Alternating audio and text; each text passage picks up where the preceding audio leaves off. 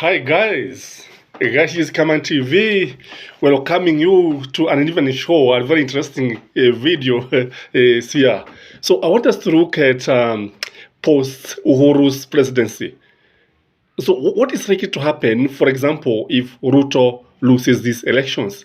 Because chances are he's going to lose these elections. What do you expect from Ruto? One, this man is not going to accept a defeat. I've said many times that Ruto may not concede defeat. Because this is one man who is determined to win the presidency by crook or hook. This is one person whose meaning of the presidency is the only thing that there is in his life.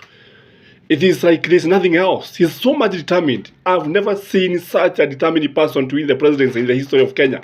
Yes, Raila Odinga has been very much determined because he has tried so many times. But when you look at his determination, it is not like Arap Ruto. Arap Ruto has been campaigning for this office since 2013. In fact, he started planning for it since 2013 when Uhuru took over, when they were sworn in. That is why he was salivating. That is why he was wearing the same shirt, the same tie with Uhuru, because he felt he's part of the presidency. If he loses, the country is likely to have a lot of tension. Because this man is not going to, I've said it again, he's not going to concede defeat. And this is likely to bring a lot of tension in the country. And when this happens, the economy may suffer here and there because of not accepting the reality. Remember, this man has spent so much money, so much time. I'm saying the presidency, it is the only thing that there is for him. There is nothing else apart from the presidency. It is him and me and myself. And that is why he's at loggerheads with the boss because of this impatience. Because the man is very, very impatient. The other thing that is likely to happen is that he will no longer be the Kalenjin kingpin. You know, currently he's the Kalenjin kingpin. And that is why Uhuru went for him. So that he wanted to top the voters' the basket so that they could win these elections.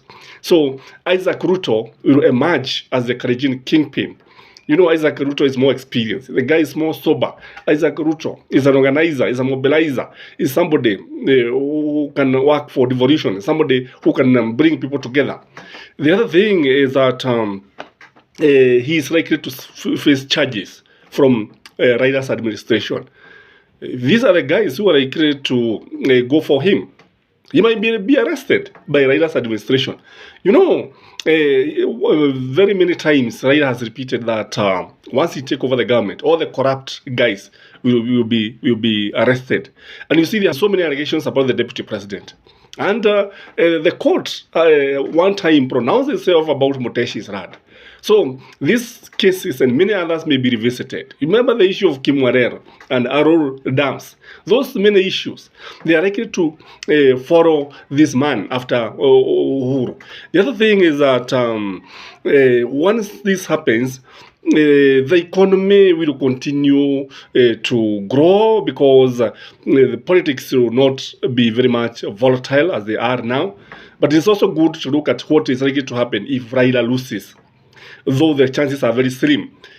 One thing that is likely to happen is that Raila is likely to retire from politics. He's likely to go and stay at home, maybe with his grandchildren, maybe, I don't know what he does at home at free time, spend most of the time at the gyms. So, he's likely to accept defeat, he's likely to concede defeat, unlike his the opponent, Arap Ruto. This one is likely to bring more discomfort because I'm saying he is not likely to accept, unlike Raila, who is actually a nationalist. The other thing is that Raila may not go to hibernation. He'll be attending the national holidays. He is a nationalist. Remember, he's one person who has done so much for this country. And politics will be very boring. You can imagine politics without Raila. You know, Raila is a very interesting political animal. Without him, politics would be very, very boring. So, and you know, he spices our politics. Because if you remove Raila in Ruto's campaign, Ruto has nothing to say. He has nothing to say. and even Uhuru used him because you remember the way they used to call each other, because he used to be the punching bag.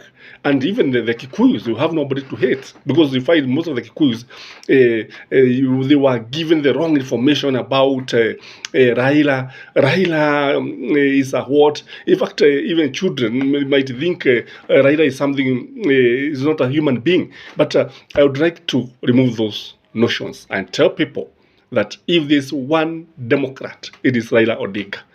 If there's one person who deserves to win these elections, it is Raila Amolo Odinga.